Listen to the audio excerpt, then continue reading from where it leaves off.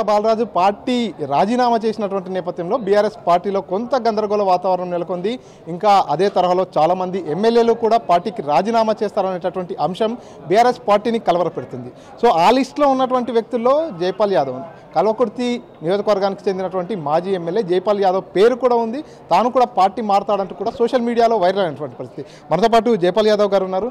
అన్న, నిజంగానే సోషల్ మీడియాలో వార్తలన్నీ కూడా ప్రచారం అయ్యాయి. గోల బాలరాజు పార్టీకి రాజీనామా చేసినటువంటి నేపథ్యంలో అదే తరహాలో మీరు కూడా పార్టీకి రాజీనామా చేసే యోచనలో ఉన్నారు. బీజేపీ పార్టీలో కలిసే అవకాశం ఉందంటూ కూడా కొంత చర్చ జరిగింది. ఇందులో వాస్తవం ఎంత? అంత వాస్తవం లేదు, మొత్తం అవాస్తవం. లిస్టులో పేరుందని ఎవరు చెప్పారు? ఎవరిచ్చారు పేరు? మేము ఎప్పుడూ దాని గురించి ఆలోచన చేయలేదు. మేము బీఆర్ఎస్ పార్టీలో కొనసాగుతున్నాము. బీజేపీ పార్టీలో కొనసాగిపోయి మేమేం చేసేది ఉంది? ఆలోచన లేదు. గువ్వల బాలరాజు ఆయన వ్యక్తిగతం, ఆయన సొంత నిర్ణయం. ఆయన సొంత నిర్ణయం ప్రకారం ఆయన వేయండు. మా మీద అది రుద్దితే బాగుండదు. ఇప్పుడు ఎవరిచ్చినా, మా పేర్లు ఇచ్చినా లేకుంటే మా పేర్లు ప్రచారం చేసినా బీజేపీకి పోతున్నారన్నా అది తప్పు, వాస్తవం, అది బోగస్. దాన్ని ఎవరు కూడా నమ్మవలసిన పర్లేదు.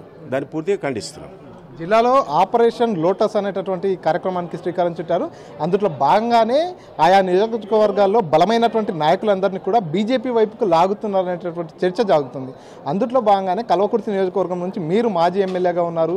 మీలాంటి వ్యక్తి అక్కడ వచ్చినట్టయితే కొంత పార్టీ బలపడే అవకాశం ఉంది కాబట్టి మిమ్మల్ని పార్టీలోకి ఇన్వైట్ చేస్తున్నారు అంటున్నారు. నిజంగానే మిమ్మల్ని బీజేపీ నాయకులు ఎవరైనా అప్రోచ్ అయ్యారా? ఇంతవరకు ఇన్వైట్ చేశారా? ఎవ్వరు కూడా, నోబడి. జిల్లా లెవెల్లో కానీ, స్టేట్ లెవెల్లో కానీ, సెంట్రల్ లెవెల్లో కానీ మేము ఎవరితో మాట్లాడవలసిన పని లేదు. వాళ్ళు మాతోటి మాట్లాడవలసిన పని లేదు. ఎవరు కూడా మా అప్రోచ్ కాలే, మాతో మాట్లాడలే. ఒకవేళ ఏదైనా ఫంక్షన్లో లేకుంటే పెళ్ళిళ్ళనో పేరెంటాలనో ఎవరైనా కలిస్తే అంతేగాని నమస్తే అంటే నమస్తే, కానీ మేము ఎక్కడ పార్టీ మారేది లేదు, వాళ్ళు ఎంబడి పోయేది లేదు. మాకున్నదంటే గౌరవం ఉంది, ఇంకేం కావాలి? కేసీఆర్ గారు 2 సార్లు టికెట్ ఇచ్చిండు. అంతకుముందు 3 సార్లు 4 సార్లు టీడీపీలో పనిచేసినాము. జిల్లా అధ్యక్షుడిగా పనిచేసిన, 2 సార్లు జిల్లాకి ఎలక్ట్ అయినాము, సర్పంచ్గా పనిచేసిన. ఆ విధంగా అప్పటి నుంచి కూడా ఇప్పుడు రాజకీయాలు ఉన్నాం. ఇప్పుడు కొత్తగా పోయి బీజేపీలో 50 సంవత్సరాల నుంచి ఉన్న వాళ్ళకే దిక్కు లేదు, ముక్కు లేదు. మా ఆచార్య లాంటి వాడు 6 సార్లు పోటీ చేసాడు, ఓడిపోయాడు. అతనికి ఒక్కసారి బీసీ కమిషన్ మెంబర్ ఇచ్చాడు, మళ్ళీ కంటిన్యూ కూడా చేయలేదు. దాంట్లో ఏం చేస్తాము? మాకున్న దాంట్లో బాగుంది. రేపు భవిష్యత్ అంతా మళ్ళీ బీఆర్ఎస్దే, భవిష్యత్ అంతా మళ్ళీ కేసీఆర్దే. కేసీఆర్ ముఖ్యమంత్రి అవుతాడు. పెండింగ్ పనులు మొత్తం చేస్తాం. తర్వాత సాగునీరు ఇస్తాం, అన్ని రంగాలు అభివృద్ధి చేస్తాం. ప్రజలందరూ కూడా సంక్షేమ కార్యక్రమాలు అందిస్తాం. మీతో కలిసి పనిచేసినటువంటి సహచర ఎమ్మెల్యే ఇప్పుడు పార్టీని వీడడంతో కొంత పార్టీకి డ్యామేజ్ అయ్యే అవకాశం కానీ పార్టీకి నష్టం కలిగే అవకాశాలు ఏమైనా ఉన్నాయనుకోవచ్చు? పార్టీ అనేది ఒక సముద్రం అండి. సముద్రంలో ఈ పోయిన వాళ్ళు ఒక నీటి చుక్క, నీటి బొట్టు. ఆయన పోతే ఆయన ప్లేస్ ఇంకో భర్తీ చేయడానికి ఇంకో ఆయన వస్తాడు. ఒక నాయకుడు పోతే ఇంకో నాయకుడు వస్తాడు. ఎప్పుడు కూడా ఖాళీ ఉండదు. తర్వాత ఆయన పోయినంత మాత్రాన మొత్తం 100% పోతారని కాదు. ఆయన కొన్ని సొంతంగా ఉన్నటువంటి కొంతమంది మనుషులు పోవచ్చు, కానీ పార్టీ సిద్ధాంతానికి, పార్టీ నిర్ణయానికి, పార్టీ నియమావళికి కట్టుబడి ఉన్నవాళ్ళు ఎవరు కూడా పోరు. వాస్తవంగా చెప్పాలంటే అచ్చంపేట కూడా ఈరోజు అనాథ ఏం కాలేదు. బాలరాజు గారు పోయినంత మాత్రాన అచ్చంపేట మొత్తం ఖాళీ కాలేదు, ఖాళీ కాదు కూడా. ఎవరెవరు వస్తారు, నాయకత్వం వహిస్తారు, తప్పకుండా మళ్ళీ కార్యకర్తలు ఆదుకుంటారు. రేపు స్థానిక సంస్థల ఎన్నికలు కూడా వాళ్ళు గెలిపించడానికి ప్రయత్నం చేస్తారు. ఈ విధంగా పార్టీ బలంగానే ఉంటుంది, అట్లేం లేదు. సో ఇప్పుడు మీరు ఏం చెప్తారన్న? ఎందుకంటే గతంలో కల్వకుంట్ల కవిత గారు కూడా అదే మాట మాట్లాడారు. బీజేపీ పార్టీలో బీఆర్ఎస్ విలీనం అయ్యేటటువంటి కుట్ర జరుగుతుందంటూ కూడా స్వయంగా కేసీఆర్ కూతురే అన్నారు. ఇప్పుడు పార్టీని వీడుతున్నటువంటి గోల బాలరాజు కూడా అదే లైన్లో మాట్లాడుతున్నారు. ఆ బీఆర్ఎస్ పార్టీ బీజేపీలో విలీనం కాబోతుంది కాబట్టి అంతకంటే ముందే నేను బీజేపీలో చేరాలనుకుంటున్నా అంటూ కూడా వారి అనుచరులతో మాట్లాడినటువంటి పరిస్థితి. నిజంగానే అటువంటి సిచ్యువేషన్ ఏమైనా ఉందనుకోవచ్చు? నాకు తెలిసి బీఆర్ఎస్ పార్టీ ఎప్పుడు బీజేపీలో విలీనం కాదు. బీఆర్ఎస్ పార్టీ అనేది ఫస్ట్ టీఆర్ఎస్, దాన్ని స్థాపించింది కేసీఆర్. అది ఇప్పటికి 25 సంవత్సరాలు అయిపోయింది. ఇది స్వతంత్ర పార్టీ, తెలంగాణ సాధించిన పార్టీ. తెలంగాణ సాధించిన పార్టీ 25 సంవత్సరాల తర్వాత పోయి బీజేపీలో విలీనం కావాల్సిన అవసరం కూడా లేదు, జరగదు కూడా.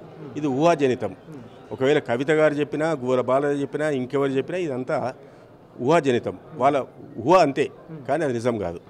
ఫర్దర్గా లాస్ట్గా చెప్పండి, ఏదైతే రాష్ట్రంలో అప్పుడప్పుడు రాజకీయ సమీకరణాలు మారుతుంటాయి, 2 సార్లు పూర్తిగా విజయకేతనం ఎగురేసినటువంటి గులాబీ పార్టీ ఈసారి కొంత ఓటమి పాలైనటువంటి పరిస్థితి, కాంగ్రెస్ వేవ్ వచ్చింది. సో రాబోయే రోజుల్లో వేరే పార్టీకి సంబంధించినటువంటి వేవ్ వచ్చినా, వేరే పార్టీ అధికారంలోకి వచ్చేటటువంటి అవకాశాలు వచ్చినా కూడా జైపాల్ యాదవ్ బీఆర్ఎస్ పార్టీలోనే కొనసాగుతారా, పార్టీ మారే అవకాశం ఉండొచ్చు అనుకోవచ్చు? డెఫినెట్గా బీఆర్ఎస్ పార్టీలే కొనసాగుతాం. ఎందుకంటే గత 10 సంవత్సరాలు కేసీఆర్ గారి నాయకత్వంలో ఈ టీఆర్ఎస్ పార్టీ పరిపాలించింది. అసలు భారతదేశంలో ఏ రాష్ట్రంలో ప్రవేశపెట్టని సంక్షేమ అభివృద్ధి కార్యక్రమాలు కేసీఆర్ గారు ప్రవేశపెట్టిండు. భారతదేశంలో తెలంగాణ రాష్ట్రాన్ని మొదటి స్థానానికి ఫస్ట్ ప్లేస్ తీసుకొచ్చిండు. తర్వాత ఈ అబద్ధాలతో కూడినటువంటి హామీలతోటి 6 గ్యారెంటీలతోటి కాంగ్రెస్ మాయ చేసింది, మోసం చేసింది. ప్రజలు మోసపోయి ఓట్లేసారు, గెలిచారు. 20 నెలల కాలంలో వాళ్ళు ఏం చేసిందో ప్రజలు అర్థం చేసుకున్నారు.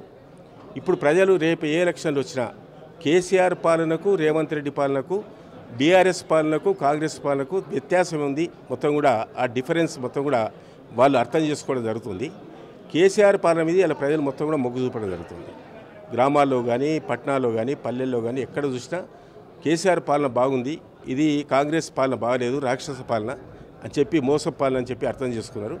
రేపు ఎన్నికలు వచ్చినప్పుడు మరి ఫస్ట్ ఓటు కారు గుర్తుకే ఇస్తారు. నువ్వు ఎన్ని చెప్పినా, ఎన్ని మోసం చెప్పినా, ఎన్ని డబ్బులు వంచినా, ప్రలోభ పెట్టినప్పుడు కూడా ఫస్ట్ ఓటు మాత్రం కారు గుర్తుకే ఇస్తారు. మెజారిటీ ఓట్లు ఊహించని విధంగా ఒక వేవ్ వస్తుంది, ఒక సునామీ మాదిరి వస్తుంది. అప్పుడు మరి డీలిమిటేషన్ వచ్చినా, జమిలీ ఎలక్షన్లు వచ్చినా, మహిళా రిజర్వేషన్లు వచ్చినా, కాన్స్టిట్యున్సీస్ మొత్తం రీఆర్గనైజేషన్ జరిగినా అప్పుడు మెజారిటీ సీట్లు మొత్తం కూడా 2/3 మెజారిటీ సీట్లు కూడా బీఆర్ఎస్ పార్టీకి వస్తాయి. తప్పకుండా మళ్ళీ కేసీఆర్ గారు ముఖ్యమంత్రి అవుతాడు. మాకు కూడా మంచి అవకాశం వస్తుంది, మంచి గౌరవం ఉంటుంది.